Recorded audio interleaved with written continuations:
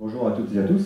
Donc je vais évoquer maintenant effectivement l'impact du matériel végétal sur le phénomène du dépérissement de la SRA. Donc je vous rappelle, ça a déjà été évoqué plus ou moins, que différentes pistes étaient possibles au départ lorsque le syndrome est apparu. Il y avait la piste qui avait été traitée, c'est-à-dire la piste du greffage, qui paraissait logique puisque les crevasses étaient sur le point de greffe. Il y avait également la piste pathologique, dont on parlera sûrement cet après-midi, qui là aussi paraissait logique puisque ces crevasses pouvaient faire penser à des cannelures, les cannelures étant des viroses connues sur vigne. Il y avait la piste physiologique, on va dire, c'est-à-dire liée à un problème d'adaptation de la syrah, puisque je vous rappelle qu'au départ, on pensait que plus on s'éloignait de l'aire d'origine de la syrah, plus on rencontrait ce type de problème. Au départ, les cotyledons septentrionales ne semblaient pas toucher. Et il y avait effectivement la piste du matériel végétal, qui n'avait pas obligatoirement été jugée prioritaire au départ, dans la mesure où peu de gens pensaient qu'il pouvait y avoir une cause génétique au syndrome du dépérissement de la syrah. Quoi qu'il en soit, cette piste a bien entendu été traitée assez rapidement, à travers de nombreuses observations réalisées sur des parcelles d'expérimentation, notamment porte-greffe et des collections d'études de clones, ainsi que sur des vignes mères de greffons. Ces observations avaient pour but de mesurer justement l'effet du porte-greffe et du clone sur le dépérissement de la syrah. Alors pourquoi sur ce type de parcelles, les parcelles d'expérimentation de vignes mères? C'est parce que là on maîtrisait déjà la traçabilité, on était sûr du clone, dans la mesure où des fois dans les enquêtes qui avaient été menées dans les parcelles de production, on n'avait pas toujours l'origine du clone, puisque le vigneron, 25 ans après, n'était pas obligé de se souvenir du clone utilisé. Et puis également, il y avait une question de représentativité, puisque notamment sur les vignes mères de greffons ou les parcelles de collection de clones, tous les clones étaient jugés dans des conditions identiques, avec le même type de sol, le même type de porte-greffe.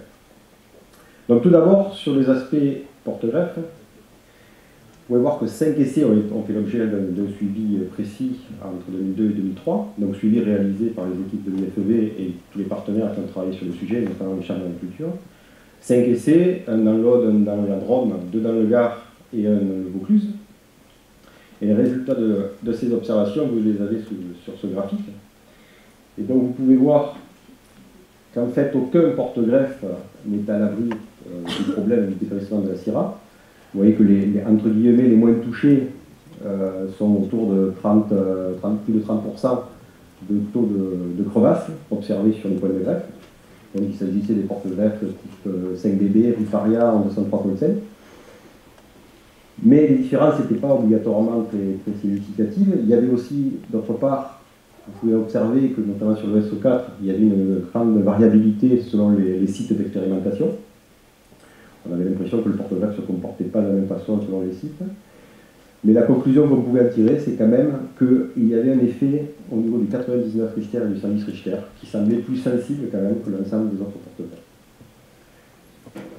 Donc on n'avait pas conclu vraiment un effet marqué du porte-greffe et on pouvait difficilement donner des consignes par rapport en fonction de ces résultats.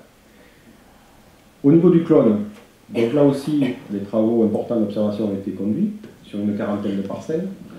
Vous voyez, il y a 13 parcelles d'essais, d'expérimentation, collection d'études ou parcelles de comportement de clones, et 27 vignes mères de greffons. Ces observations ont été réalisées un peu sur tous les départements concernés par la syrah, l'Ardèche, l'Aude, la Drôme, le Gard, l'Hérault, les Pyrénées-Orientales et le Vaucluse. Ces parcelles avaient des âges variables, de 4 à 25 ans, et également étaient implantées avec des porte-greffes diversifiés, comme le SO4, le 540 Rugérie, le 110 Richter, le 16149 ou le 3300. Et au total, plus de 18 500 souches ont été observées, donc au niveau des points de greffe, donc ça a été un travail colossal. Et les résultats, eh bien, vous les avez sur ce tableau, ces résultats se passeraient presque de commentaires. Vous voyez effectivement qu'il y a un effet marqué du génotype, puisque vous pouvez voir sur la gauche du tableau de l'histogramme, vous avez sur le clone 747, en bleu, le pourcentage de plantes sans symptômes, et vous voyez qu'on est pratiquement à 100%, on est à plus de 90%, que ce soit pour le 747, le 470 ou le 524, donc très peu de plants avec symptômes. A l'inverse, si vous prenez sur la droite de l'histogramme, vous avez le clone 73 notamment, ou le clone 381, 383, avec entre 20 et 25% de plants sans symptômes, ce qui signifie que tous les autres plants présentaient soit des symptômes, soit étaient morts ou manquants, c'est les histogrammes que vous avez enrayés. Alors, les manquants ou les morts, ça ne veut pas dire que ça vient obligatoirement du dépérissement de la Syrah. Il y a d'autres causes qui peuvent expliquer cette mortalité. Néanmoins, vu la corrélation qu'on observe au niveau des taux de plants sans symptômes et de la mortalité, il y a peu de doute, il y a de grandes chances que la plupart des plants morts ou manquants étaient dus au dépérissement de la Syrah. Donc vous voyez notamment sur les trois premiers clones, 747, 470 et 524, des taux de mortalité entre 3 et 5%, donc qui n'ont aucun rapport avec le taux de mortalité sur les clones les plus touchés, où cette mortalité atteignait les 30%. Donc bien entendu, on a tiré les conséquences qui s'imposaient, on a classé les clones agréés en plusieurs catégories. Tout d'abord, la première catégorie, les clones 470, 524 et 747, qui étaient les clones qui présentaient le moins de symptômes, très peu de symptômes, qui ne posaient pas de problème de dépérissement.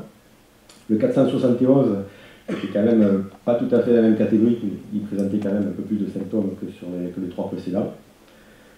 Un groupe des clones qui étaient pratiquement d'ailleurs les plus multipliés, le 100, le 174, le 300, le 525 et le 877, qui présentaient un taux moyen de symptômes. Et enfin, un groupe qui présentait des taux élevés, et une mortalité élevée, vous avez vu tout à l'heure sur le graphique, le 73, le 99, le 301, 381, 382, 383 et 587. Donc quelque part, la preuve était faite qu'il y avait une influence du matériel végétal, et notamment du génotype, du clone, sur le dépérissement de la Syrah. Et cette hypothèse a été confirmée par hasard d'ailleurs, et par d'autres travaux qui étaient conduits à l'époque à l'IFEV. C'était des travaux qui étaient conduits sur la distinction clonale, c'est-à-dire sur l'identification des clones par analyse génétique. On y travaille depuis quelques années.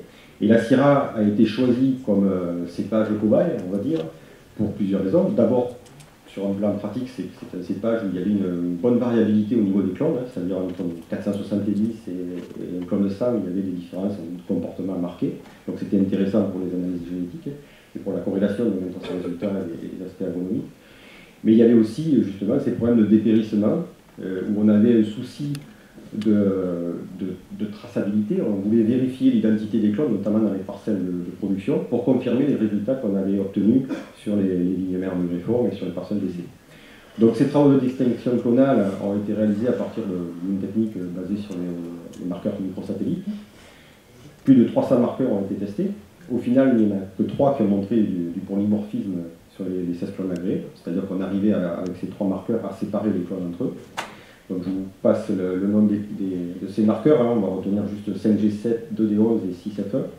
Et vous avez dans le tableau en dessous du texte la répartition des clones en fonction, à travers des groupes qui correspondent donc à l'identification par ces marqueurs.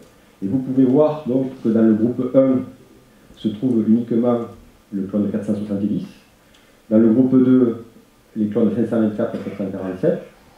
Le groupe 3, en fait, ça correspond à des clones qui ne sont pas agréés, ça ne fait pas partie des 16 clones agréés. Le groupe 4, c'est tous les autres clones agréés, à l'exception du clone 301, qui était le seul représentant du groupe 5.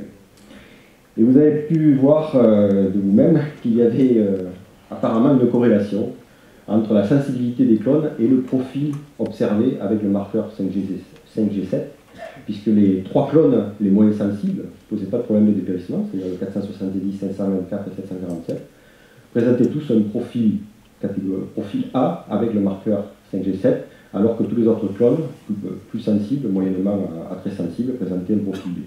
Donc bien entendu, ça a interpellé un peu les équipes qui travaillaient sur le sujet, et ces équipes ont voulu aller plus loin en essayant d'analyser un plus grand nombre de clones, puisque là quand même les effectifs étaient réduits.